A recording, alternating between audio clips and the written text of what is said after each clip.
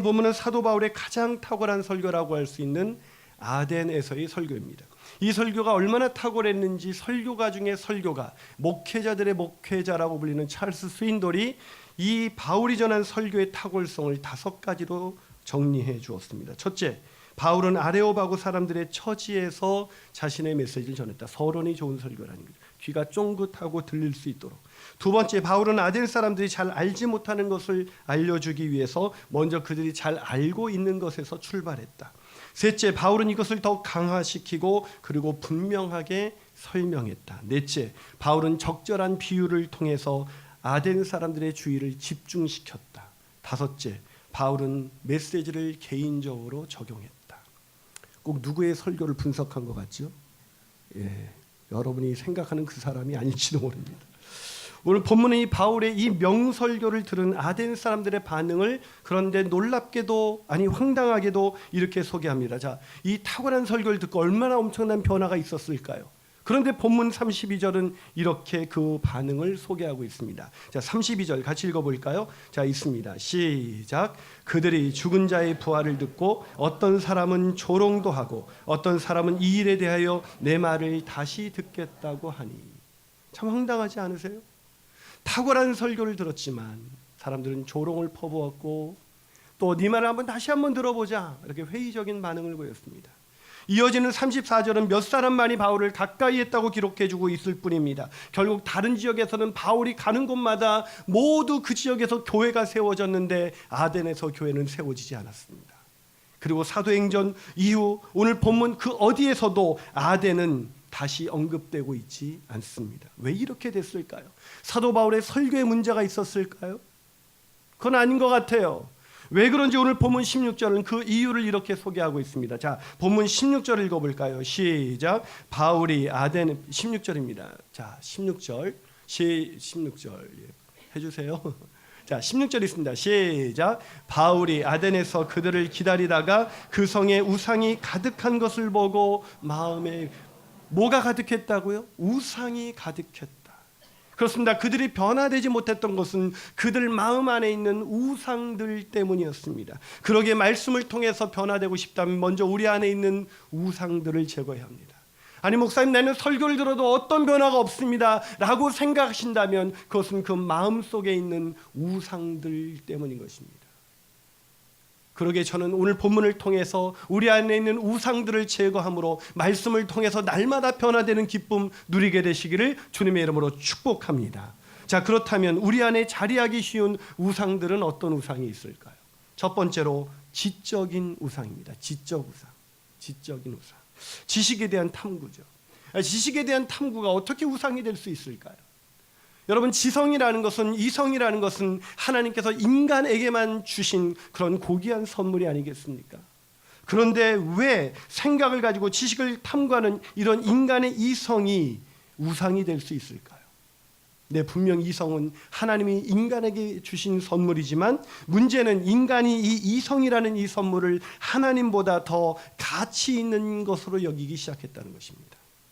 아담과 하와가 왜 범죄했습니까? 자, 창세기 3장 5절을 보세요. 자, 창세기 3장 5절 같이 있습니다. 시작. 너희가 그것을 먹는 날에는 너희 눈이 밝아져 하나님과 같이 되어 선악을 알 줄을 하나님이 아심이라. 뭐라고요? 너희 눈이 밝아져.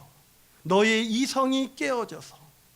아담과 하와가 범죄했던 인간이 선악과를 따먹은 동기를 성경은 뭐라고 말해요? 자기가 하나님과 같이 되고 싶어서, 다른 말로 해볼까요? 자신의 이성을 하나님 위에 두고자, 눈이 밝아지고자 그는 선악과를 따먹은 것입니다. 다시 말해서 이후 모든 인간은 이성을 하나님으로 섬기기 시작했습니다. 다시 말해서 내가 이성적으로 이해할 수 있는 것만 받아들이기 시작했어요. 하나님보다 이성이, 성경보다 이성이 더 위에 올라서게 된 것입니다. 이런 이후 이성을 하나님으로 섬기는 인간의 상태를 로마서 1장 22절과 23절은 이렇게 설명합니다. 자, 한번 읽어볼까요? 시작. 스스로 지혜 있다 하나 어리석게 되어 썩어지지 아니하는 하나님의 영광을 썩어질 사람과 새와 짐승과 기어다니는 동물의 모양의 우상으로 바뀌는. 왜 우상 숭배를 하게 됐다고요? 어리석어서요? 아니요, 스스로 지혜 있다 하나. 자신의 이성을 하나님으로 섬기는 사람은 반드시 우상 숭배에 빠지게 되어 있습니다. 왜요? 자기가 하나님보다 더 지혜롭다고 생각하는 거예요. 오늘 본문에 있는 아덴 사람들이 그랬습니다. 자, 본문 21절을 볼까요? 자, 21절 있습니다. 시작. 모든 아덴 사람과 거기서 나그네 된 외국인들이 가장 새로운 것을 말하고 듣는 것 이외에는 달리 시간을 쓰지 않는다. 자, 이들 아덴 사람들의 생활의 특징 뭐예요? 새로운 것을 말하고 듣는 것, 지적 탐구, 지적인 탐구에 자신의 인생의 모든 것을 거는 사람들, 새로운 지식을 배우고 익히는 것, 그것은 아덴 사람들에게 있어서 가장 가치 있는 일이었습니다. 왜요? 자신의 이성이 우상이었기 때문이죠. 그래서 그런지 아덴은 지성의 도시였어요. 정치적으로, 사회적으로, 문화적으로 최상의 수준을 자랑하는 지적인 도시가 바로 아덴이었습니다. 역사상 지금도 아덴 같은 수준을 유지하는 도시는 없습니다. 여러분, 아덴이라는 곳이 어떤 곳이냐면 정치적으로는 민주주의의 요람이었어요. 게다가 예술과 문학과 철학과 웅변이 그 어느 도시보다도 뛰어났던 도시였습니다. 이 도시에서 그 유명한 소크라테스, 플라톤, 제논, 에피쿠로스, 아리스토텔레스가 태어났습니다. 이 도시의 수준이 얼마나 높았는지 당시 로마의 황제인 네로 황제조차도 이 도시는 건들 수가 없었습니다. 너무나 똑똑한 사람들. 자, 이 지혜로운 사람들의 일상은 무엇이었을까? 본문 17절을 한 번 더 읽어볼까요? 읽습니다. 시작.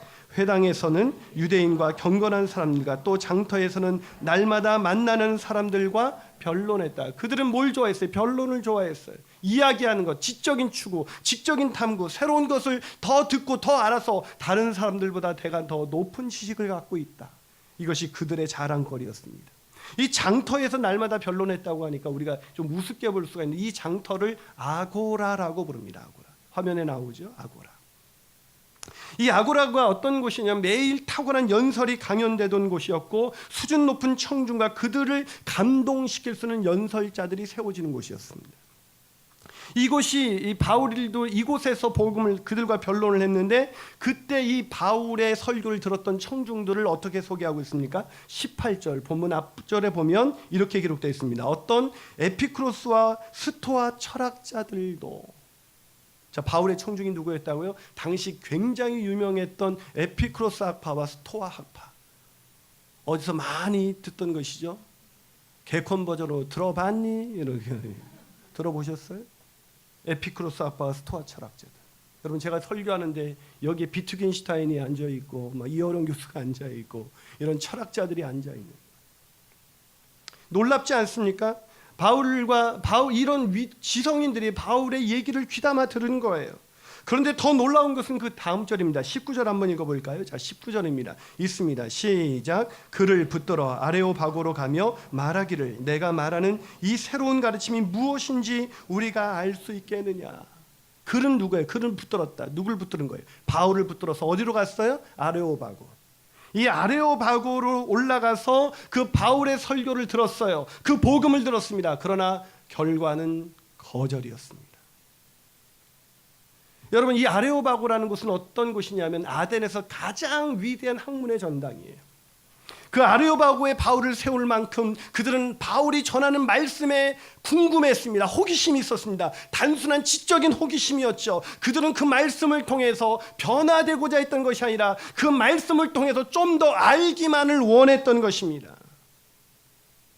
여러분, 지적인 추구, 그것 때문에 바울의 설교를 듣는 것이지 그 설교를 통해서 자신이 변화되기 위해서 설교를 들은 것은 아니라는 거예요.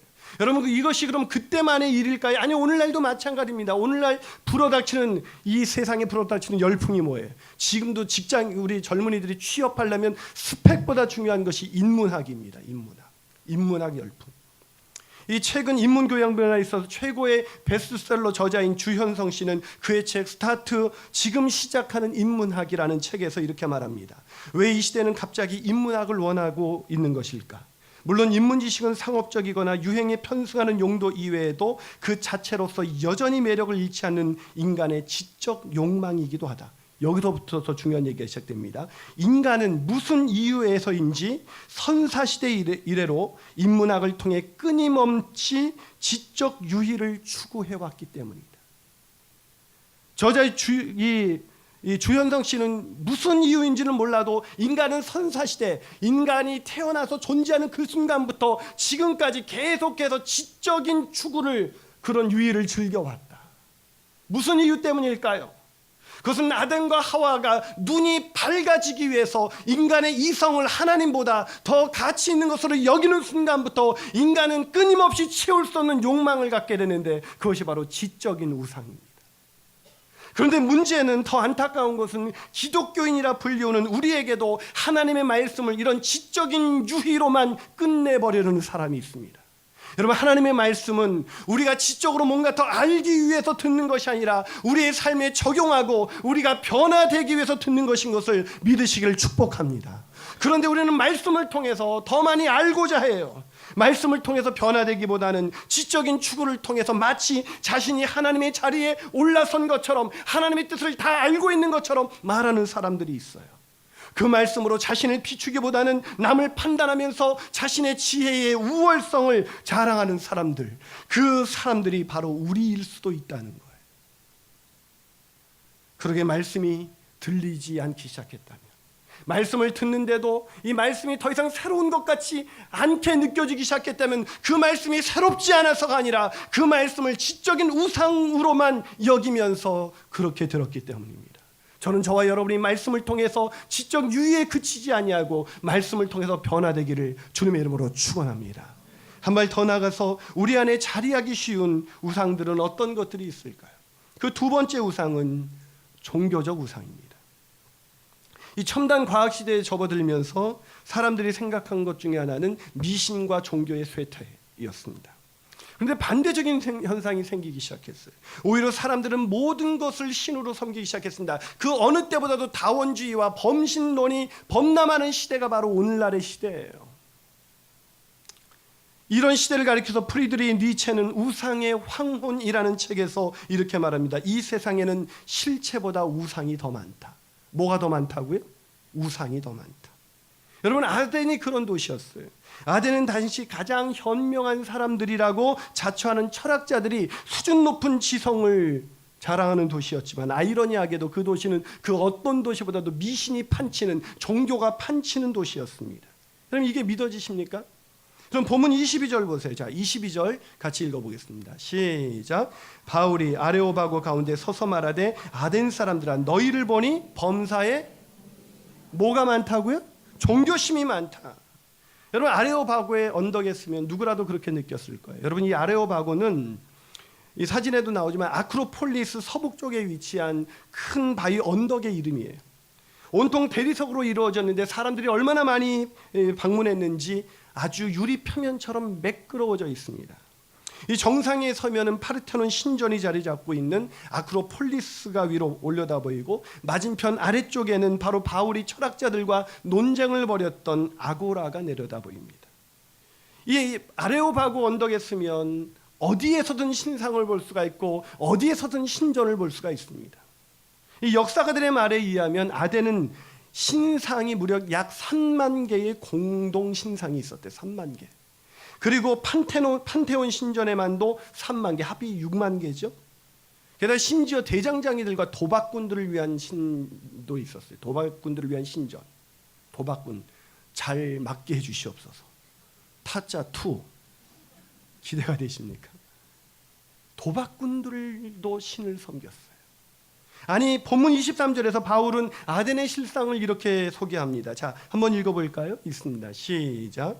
내가 두루다니며 너희가 위하는 것들을 보다가 알지 못하는 신에게라고 새긴 단도 보았으니. 기가 막히지 않습니까?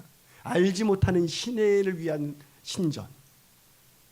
신을 그렇게 몇만 개, 수만 개를 만들어도 뭔가 불안한 거, 혹시 우리가 알지 못하는 신이 있어서 그 신 내에 우리가 그 신을 위하지 않으므로 그 신이 우리에게 재앙을 내리면 어떨까? 그래서 알지 못하는 신을 위한 제단까지 만든 사람들.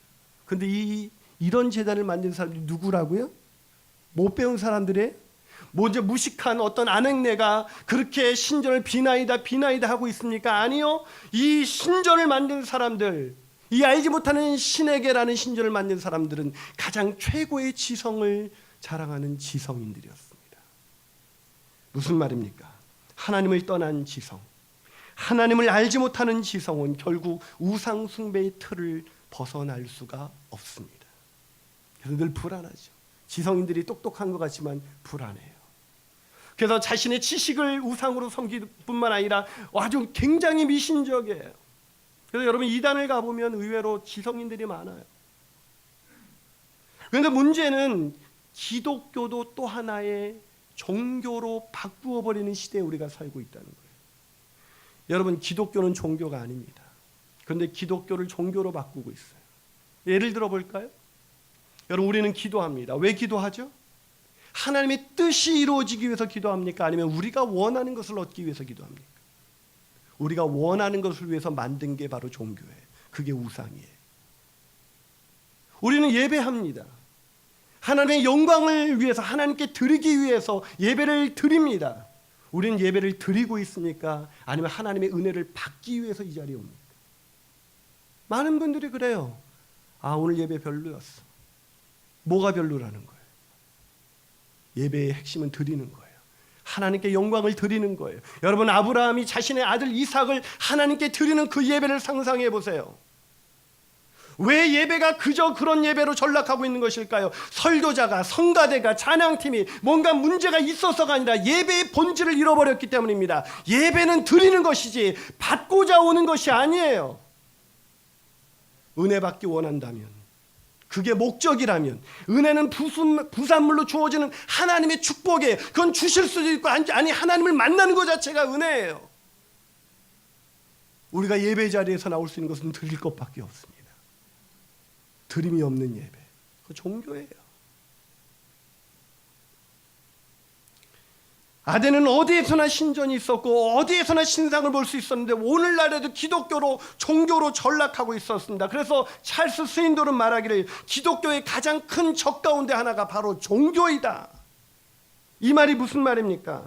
종교가 뭐예요? 인간이 자신이 원하는 것을 얻기 위해서 만들어낸 거짓 신이 바로 종교예요. 기독교가 뭡니까? 기독교는 인간이 만들어낸 것이 아니라 하나님이 자신을 성경을 통해 계시함으로 그 계시된 하나님을 알고 믿는 공동체가 바로 기독교입니다. 그래서 기독교에서 중요한 것은 내가 원하는 것이 아니라 그분이 원하는 것이고, 기독교에서 중요한 것은 내 영광이 아니라 그분의 영광입니다.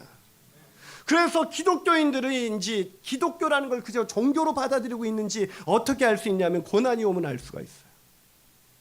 고난이 오면 기독교를 종교로 받아들이는 사람, 그래서 기독교의 하나님을 성경이 말씀하신 하나님이라 아니라 내가 만들어낸 하나님을 믿는 사람은 내가 원하는 것을 얻기 위해서 만들어낸 하나님, 내가 원하는 것을 하나님이 주지 않을 때, 내게 있는 것을 하나님이 빼앗아갈 때 인간은 하나님을 떠납니다. 그건 기독교라는 종교를 믿은 거예요. 그럼 기독교인은 고난이 올 때 그냥 하나님 떠나지 않고 할렐루야 하나요? 아니요. 기독교인들도 아파하죠. 기독교인들도 절망합니다. 여러분 욥을 보세요. 기독교인들도 절망하죠. 욥이 한순간에 하나님 주신 것도 하나님이고 가져가신 것도 하나님인 할렐루야 이런 게 아니에요. 왜 욥기가 42장까지 있습니까? 그렇게 처절하게 싸운 거예요. 이해할 수 없는 고난 앞에서 욥의 마음도 완전히 무너져 내려앉는 것이 바로 욥기예요. 그러나 욥의 마지막은 뭡니까? 그래도 하나님을 포기하지 않는다는 거예요. 왜요? 하나님이 욥을 붙들고 계시기 때문입니다. 기독교는 우리가 하나님을 만들어낸 것이 아니라 하나님이 은혜로 우리를 붙들고 계시는 거예요. 은혜로 우리를 구원하신 거예요. 우리를 은혜로 구원하신 그분이 우리의 구원을 이루어 주시는 것입니다. 그러기에 기독교에는, 참된 기독교에는 하나님을 포기하지 않습니다. 어떤 어려움이 와도 잠시는 실망할 수 있지만, 잠시는 낙심할 수 있지만 좌절하지 않습니다. 그런 참된 신앙을 갖게 되시기를 주님의 이름으로 축원합니다. 마지막으로 우리 안에 자리하기 쉬운 우상은 어떤 우상이 있을까요? 현세적 우상입니다. 현세적 우상. 카일 아이들먼은 그의 책 거짓 신들의 전쟁이라는 책에서 돈에 대한 이런 설명을 합니다. 인류는 오랫동안 돈의 신을 섬겨왔다.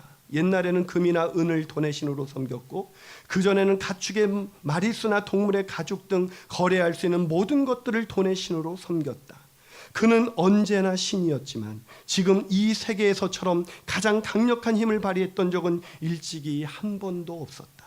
많은 돈은 정말 많은 사람들에게 궁극적인 꿈이다. 그렇게 지적인 아덴 사람들, 예술과 문학과 철학을 논하면서 그렇게 고상한 인생을 살았던 사람들이 왜 우상 숭배에 빠졌습니까? 그 이유가 뭘까요? 그것은 그들의 관심이 저 하늘에 있는 것이 아니라 이 땅에 있었기 때문입니다. 그들의 관심은 이 땅에서 어떻게 사느냐, 이 땅에서 내가 얼마나 대접받고 얼마나 인정받고 얼마나 잘 살아갈 수 있느냐, 그것이 바로 아덴 사람들의 공통점이었어요. 여러분, 오늘 본문 17절과 18절을 보세요. 바울의 설교를 들었던 사람들의 면면을 살펴볼까요? 자, 17절과 18절 한번 읽어봅니다. 시작. 회당에서는 유대인과 경건한 사람들과 또 장터에서는 날마다 만나는 사람들과 변론하니 또 어떤 에피쿠로스와 스토아 철학자들도 바울과 쟁론할세 어떤 사람은 이르되 이 말쟁이가 무슨 말을 하고냐 하고. 자, 거기까지요. 자, 바울의 설교를 들었던 사람들 누구예요? 첫 번째로 회당에서 만난 유대인들과 경건한 사람들, 하나님을 믿는다고 자처하는 사람들, 누구보다도 경건한 이 사람들의 경건이 얼마나 허망한 경건이었는지 마태복음 23장 27절에서 예수님은 이런 유대인들을 향해서 이렇게 말씀하십니다. 27절입니다. 읽어볼까요? 시작. 화 있을진저 외식하는 서기관들과 바리새인들이여 회칠한 무덤 같으니 겉으로는 아름답게 보이나 그 안에는 죽은 사람의 뼈와 모든 더러운 것이 가득하도다. 이 말씀을 듣는데 제가 처음에는 제가 부목사일 때는 알지 못했어요. 근데 담임 목회를 하면서 말씀에 집중하면서 제가 예전에는 예수님을 처음 만났을 때는 이 얘기가 누군가의 얘기로 들렸습니다. 그런데 왜 이상하죠? 저는 주님 앞에 가까이 가면 갈수록 왜 이 얘기가 제 얘기로 들릴까요? 화 있을진저 외식하는 기민한 목사야. 여러분, 또 에피쿠로스 학파와 스토아 학파가 어떤 학파죠? 에피쿠로스 학파, 스토아 학파 많이 들어봤잖아요. 이 얘기 기억 안 나신 분은 수업 시간에 완전히 조신 거예요. 에피쿠로스 학파는 어떤 학파입니까? 쾌락주의자들. 왜 쾌락을 즐겼을까요? 죽음은 끝이다. 죽음은 다 끝인데 이 땅에 사는 동안 마음껏 즐겨라. 이것이 에피쿠로스 학파입니다. 스토아 학파는요, 죽음을 운명으로 받아들였습니다. 어차피 죽는 것, 그 죽음은 운명으로 받아들이니까 이 땅에서 사는 동안 도덕적으로 살아라, 금욕적으로 살아라. 금욕주의, 극단적인 금욕주의. 그러나 금욕하면 할수록 내 안에 더 더러운 것이, 냄새나는 것이 회칠한 무덤같이 올라오는 것이 인간인 것을 우리의 양심이 알고 있잖아요. 경건한 척하면 할수록 우리 마음 가운데 더럽고 냄새나는 것들이 자꾸 올라오는 걸 어떻게 합니까?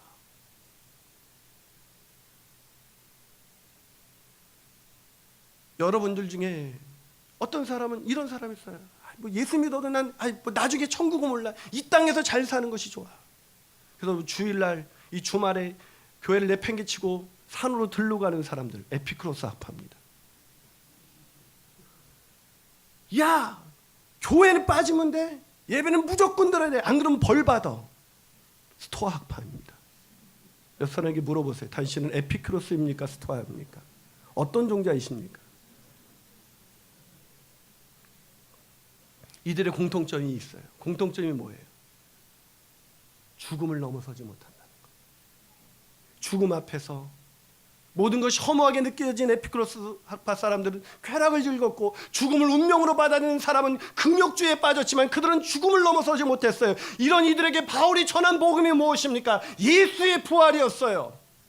예수가 부활하셨다. 인생은 이 땅에서 머무는 것이 아니라 이 땅을 벗어난 내세에서 우리는 영원히 살게 될 것이다. 영혼을 준비하는 사람들, 그게 기독교인들이에요. 그래서 기독교인들은 이 땅에 머물러 살기 위해서, 이 땅에서 가난하든 부하든지 상관없이 이 땅에서 가난하다고 창피할 것도 없는 것이고 부하다고 자랑할 것도 없는 것입니다. 제가 이제 나이가 50이 다 됐는데요, 금방 지나갔습니다. 앞으로 100살을 산다고 해도 금방 지나가겠죠. 하지만 제가 어르신들 보면 아무리 건강하셔도 80 넘어가면 어쩌면 병을 다 달고 사는 거예요. 이제 몇 년 남지 않았습니다. 순식간에 지나갈 거예요. 어쩌면 제가 활발하게 움직이는 거, 제가 이번에도 가족들하고 놀러 갔더니 55세 이상은 아무것도 못하게 하더라고요. 끝난 거예요. 인생이 길지 않은데 인생이 가까울수록 이 땅에 머물러서 이 땅을 벗어나지 못하고 죽음을 벗어나지 못했기 때문에 이 땅에서 자신의 지식을 자랑하고 이 땅에서 더 많은 돈과 더 많은 것을 누리기 위해서 우상을 섬기는 사람들, 그 사람들이 기독교인이라고 누가 말하지 않을 수가 있겠습니까? 그들이 목사라고 말하는 시대에 살고 있지 않습니까? 사랑하는 여러분, 왜 이들이 그렇게 탁월한 지성을 가진 이들이 그렇게 미신적으로 종교적인 사람으로 전락했을까요? 현세적 우상,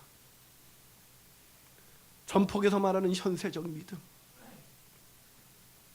그 믿음에 머물러 있는 한, 그 우상을 섬기는 한 3년 아니라 30년 아니라 300년을 듣는다고 해도 변화되지 않습니다. 저는 저와 여러분이 이 땅을 넘어서 저 하늘에서 예비하신 그 하늘나라를 바라보면서 살게 되시기를 주님의 이름으로 축원합니다.